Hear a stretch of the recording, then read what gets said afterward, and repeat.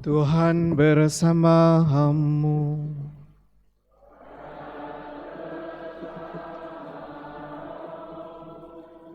Inilah Injil suci menurut Matius.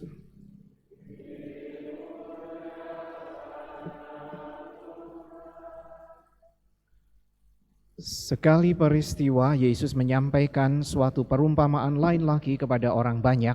Katanya, hal kerajaan surga itu seumpama orang yang menaburkan benih baik di ladangnya. Tetapi pada waktu semua orang tidur, datanglah musuhnya menyebarkan lalang di antara gandum itu, lalu pergi. Ketika gandum itu tumbuh dan mulai berbulir, tampak jugalah lalang itu. Lalu datanglah hamba-hamba pemilik ladang itu dan berkata kepadanya, Tuan, bukankah benih baik yang Tuan taburkan di ladang Tuan? Dari manakah lalang itu? Jawab Tuan itu, seorang musuh yang melakukannya. Lalu berkatalah hamba-hamba itu kepadanya, maukah Tuan supaya kami pergi mencabut lalang itu? Tetapi dia berkata, jangan, sebab mungkin gandum itu ikut tercabut pada waktu kamu mencabut lalang itu. Biarkanlah keduanya tumbuh bersama sampai waktu menuai tiba. Pada waktu itu aku akan berkata kepada para penuai, kumpulkanlah dahulu lalang itu dan ikatlah berberkas-berkas untuk dibakar. Kemudian kumpulkanlah gandum itu ke dalam lumbungku. Yesus menyampaikan suatu perumpamaan lain lagi kepada mereka. Hal kerajaan surga itu seumpama biji sesawi yang diambil dan ditaburkan orang di ladangnya. Memang biji itu yang paling kecil dari segala jenis benih, tetapi apabila sudah tumbuh, sesawi itu lebih besar daripada sayuran lain, bahkan menjadi pohon, sehingga burung-burung di udara datang bersarang pada ranting-rantingnya. Yesus menceritakan perumpamaan lain lagi kepada mereka. Hal kerajaan surga itu seumpama ragi yang diambil seorang perempuan dan diadukkan ke dalam tepung terigu sebanyak 40 liter sampai mengembang seluruhnya. Semuanya itu disampaikan Yesus kepada orang banyak dalam perumpamaan. Ia tidak menyampaikan apapun kepada mereka kecuali dengan perumpamaan. Dengan demikian, digenapilah firman yang disampaikan oleh Nabi. Aku mau membuka mulutku untuk menyampaikan perumpamaan. Aku mau mengucapkan hal yang tersembunyi sejak dunia dijadikan. Lalu Yesus meninggalkan orang banyak itu dan pulang. Para muridnya kemudian datang dan berkata kepadanya, jelaskanlah kepada kami arti perumpamaan tentang lalang di ladang itu. Yesus menjawab, orang yang menaburkan benih baik ialah putra manusia, ladang ialah dunia. Benih baik itu adalah anak-anak kerajaan, sedangkan lalang adalah anak-anak si jahat. Musuh yang menyebarkan lalang ialah iblis, waktu menuai ialah akhir zaman, dan para penuai itu malaikat. Jadi seperti lalang itu dikumpulkan dan dibakar dalam api, demikian juga pada akhir zaman. Putra manusia akan menyuruh malaikat-malaikatnya dan mereka akan mengumpulkan segala sesuatu yang menyebabkan orang berbuat dosa dan semua orang yang melakukan kejahatan dari dalam kerajaannya. Semuanya akan dicampakkan ke dalam tungku berapi, di sanalah akan terdapat ratapan dan kertak gigi. Pada waktu itulah orang-orang benar akan bersinar seperti matahari dalam kerajaan Bapa mereka. Siapa bertelinga, hendaklah ia mendengarkan. Demikianlah sabda Tuhan.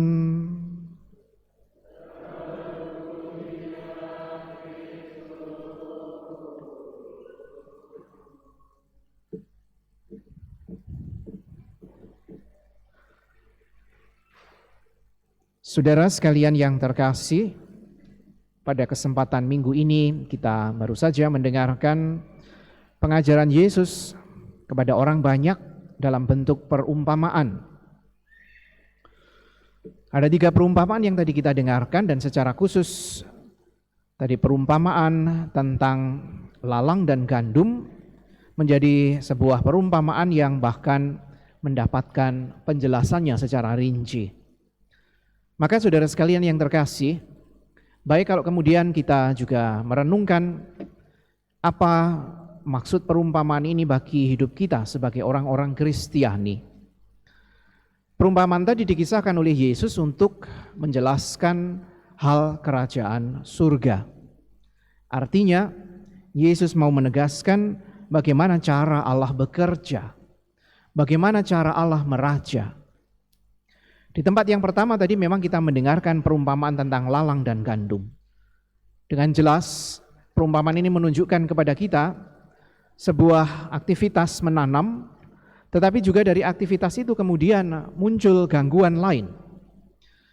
Ada gandum yang ditanam, tetapi ada lalang juga yang ikut tumbuh. Lalu pertanyaannya tadi adalah, apakah lalang-lalang itu sebaiknya segera dicabut saja? Dan lalu jawabannya, jangan. Biarkan saja sampai saat panen tiba. Karena pada saatnya nanti gandum akan dikumpulkan menjadi gandum, dan lalang juga akan dikumpulkan untuk dibakar. Saudara sekalian yang terkasih, kalau kita kemudian juga membandingkan dengan perumpamaan yang minggu lalu kita dengarkan, bisa jadi ladang itu adalah gambaran hati kita juga. Hati di mana Allah senantiasa berbicara dengan kehendak baiknya, tetapi juga hati kemana iblis yang menjadi lawan Allah itu juga turut mempengaruhi kita. Coba kalau Anda mau latihan secara cepat saja, dalam 1 hari ini saja tadi misalnya, kalau Anda ingat-ingat, apa 5 hal baik yang sudah Anda lakukan atau Anda inginkan? Coba Anda ingat-ingat saja sebentar. 5 saja.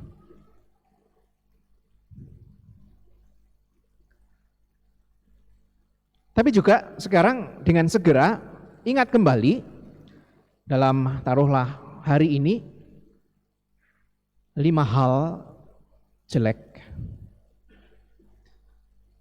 Baik yang mungkin sudah Anda lakukan atau mungkin Anda rencanakan tapi tidak jadi dilakukan.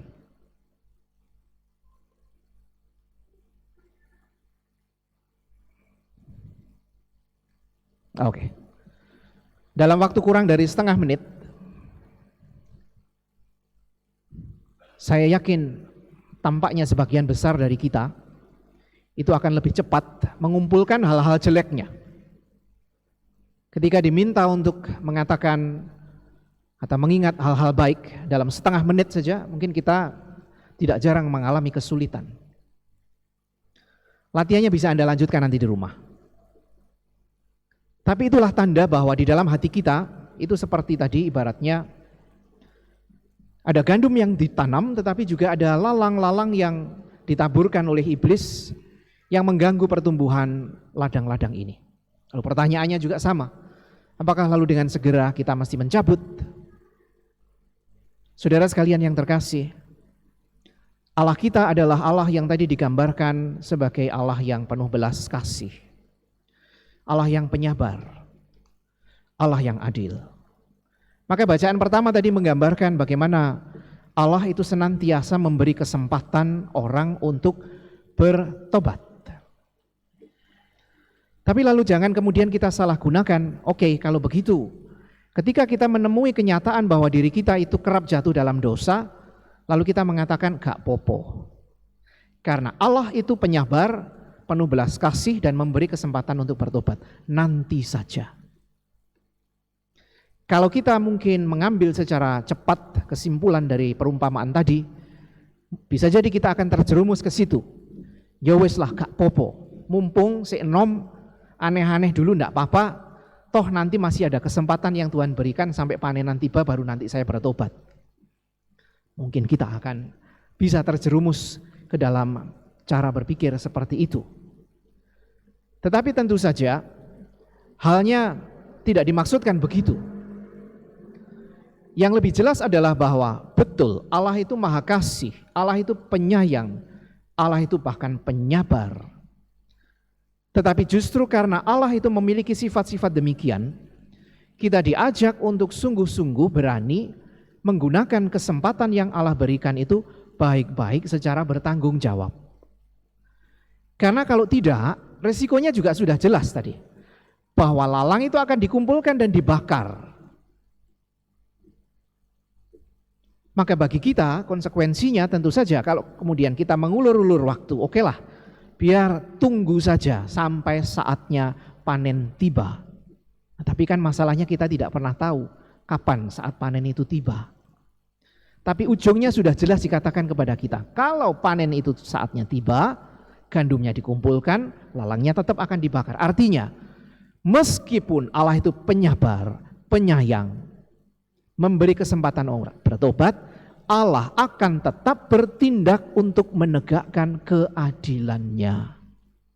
Nah, maka kalau begitu, jangan tunggu kita ini ya, wah nanti saja in the last minute, tapi kapan kita tidak tahu. Untuk kemudian membangun sikap hidup secara lebih Kristiani. Tidak.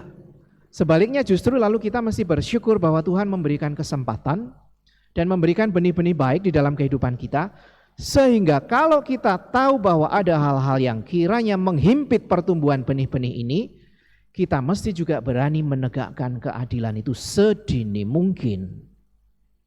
Jadi jangan tunggu, wah nanti saja sampai saat panennya tiba. Kenapa?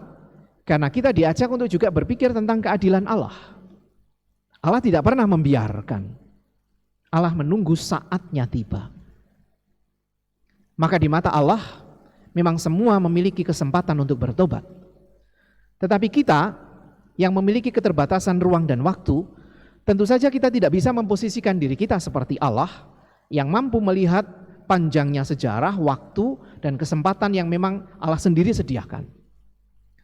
Karena keterbatasan itulah, maka yang lebih penting bagi kita sekarang adalah mengingat bahwa benar Allah sudah menaburkan benih-benih kebaikan ini, gandum ini di dalam hati kita, dan memberi kesempatan kepada kita untuk turut menumbuhkannya. Dan kalau benih itu sudah tumbuh, dan pada saat yang sama kita tahu, kita tergoda, kita terjerumus, misalnya untuk turut memelihara ilalang, nah, inilah yang kalau kita tahu ya, kita mesti segera bertindak. Jadi tanpa menunggu waktu, the last minute yang kita tidak tahu, kalau jelas kita tahu mana yang baik, ya sudah, peliharalah yang baik itu. Jangan beri kesempatan kalau kita tahu loh, ini hal yang jahat, kok mau saya beri kesempatan. Kalau itu kita tahu sedari kecil, maka lalu kita mesti singkirkan itu. Daripada nanti malah tumbuh bersama-sama dan bahkan lalu membuat gandumnya tidak lagi memiliki ruang karena kalah subur dengan pertumbuhan ini. Kalau kita kembali kepada contoh yang tadi saya berikan kepada Anda, coba 5 menit nanti di rumah kembali mengumpulkan hal-hal baik dalam satu hari, atau hal-hal mungkin negatif yang sempat menggoda hati, atau bahkan mungkin sudah terlaksana di dalam hidup. Kita akan tahu bahwa hal-hal itu biasanya bisa muncul dari hal-hal sepele. Hal yang baik bisa muncul dari hal yang sederhana. Demikian juga hal-hal yang jahat awalnya mungkin juga tidak kita rasa. Mungkin dari kebiasaan-kebiasaan kita, dari sikap kesembronoan kita, dari ketidakpedulian kita, dari mungkin juga keingintahuan dan rasa pengen coba-coba kita. Ada banyak kejahatan yang awalnya hanya muncul dari karena orang penasaran, karena orang ingin mencoba, karena orang ingin menggoda, karena orang misalnya ingin bahkan misalnya menguji kebesaran Allah. Nah, saudara sekalian yang terkasih, kalau ini yang terjadi, maka lalu kita diajak untuk menyadari sama seperti perumpamaan minggu lalu, ketika kita tahu bahwa ada kondisi-kondisi yang tidak memungkinkan benih itu untuk bertumbuh, mari kita belajar dari keadilan Allah yang tadi dinyatakan pada saatnya akan dikumpulkan gandum dan dibakar ilalang. Demikian juga kita bisa menganggap bahwa setiap hari itu adalah saat panen. Ketika kita harus juga mengumpulkan yang baik, tetapi juga menyingkirkan hal-hal yang negatif di dalam hidup kita. Maka kalau itu yang kita lakukan, bahkan mungkin setiap hari kita mencoba menyadari posisi hati kita dan hidup kita, maka pertumbuhan gandum akan justru menjadi semakin dimungkinkan.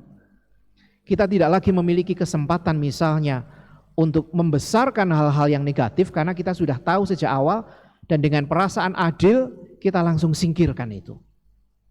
Kita belajar dari pewartaan sabda Tuhan hari ini bahwa Allah tidak pernah tinggal diam. Jadi perumpamaan ini sebetulnya mau mengajak kita juga untuk tidak tinggal diam.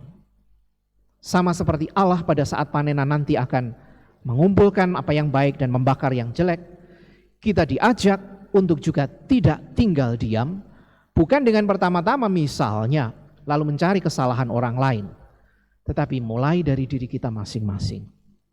Kalau hal-hal positif yang kita temukan di dalam hidup kita, maka kita juga akan dibantu melihat banyak hal-hal positif di dalam diri orang lain, di dalam situasi sekitar hidup kita. Dan ketika kita menemukan misalnya hal-hal yang memang di luar kemampuan kita untuk menegakkan keadilan itu, kita tetap boleh berharap dan penuh dengan keyakinan iman Allah sendiri yang akan bertindak. Nah, kalau begitu saudara sekalian yang terkasih, kita bisa ambil peran tanpa menunggu akhir zaman datang. Setiap hari kita bisa ambil peran, ambil keterlibatan dalam gerak keadilan Allah. Hal-hal yang di luar jangkauan kita, mari turut kita bawa di dalam iman dan pengharapan kita, karena pada saatnya Allah sendiri yang akan bertindak. Jadi kita tidak perlu kecil hati kalau misalnya kita merasa gagal untuk menyelesaikan ketidakberesan di sekitar kita. Kita sudah berusaha misalnya, kita sudah berjuang, kita bahkan sudah misalnya mengorbankan banyak hal di dalam hidup kita, tetapi kita tidak mampu menyelesaikan itu. Jangan pernah kita kecil hati, karena keadilan Allah akan tetap ditegakkan. Mungkin lewat orang lain, mungkin lewat pihak lain, mungkin Allah sendiri yang akan bertindak dengan caranya. Mari saudara sekalian yang terkasih, kita renungkan sabda Tuhan ini bukan dengan ketakutan, tetapi justru dengan penuh rasa syukur, karena kita diajak Allah untuk belajar lebih bersikap adil tetapi berbelas kasih. Adil tidak berarti semena-mena, tetapi adil berarti berbelas kasih, memberi kesempatan tetapi juga tidak mengabaikan apa yang tidak baik untuk terus berkembang. Dengan keadilan Allah semacam ini, semoga lalu kita juga dibawa pada kebijaksanaan yang lebih besar untuk berani menyikapi baik hidup kita sendiri maupun situasi di sekitar kita, bukan dengan gegabah, tetapi dengan kesadaran bahwa belas kasih itu nilainya besar dan keadilan itu menjadi jalan untuk tetap menegakkan belas kasih. Belas kasih tidak berarti membiarkan, tetapi belas kasih artinya tetap akan mengedepankan apa yang baik di dalam kehidupan. Semoga saudara sekalian yang terkasih, perumpamaan yang kita dengarkan hari ini membuat kita justru semakin sekali lagi bersyukur, karena sekali lagi Allah tidak tinggal diam dan kita diajak bersama-sama dengan Allah untuk turut bergerak bersamanya.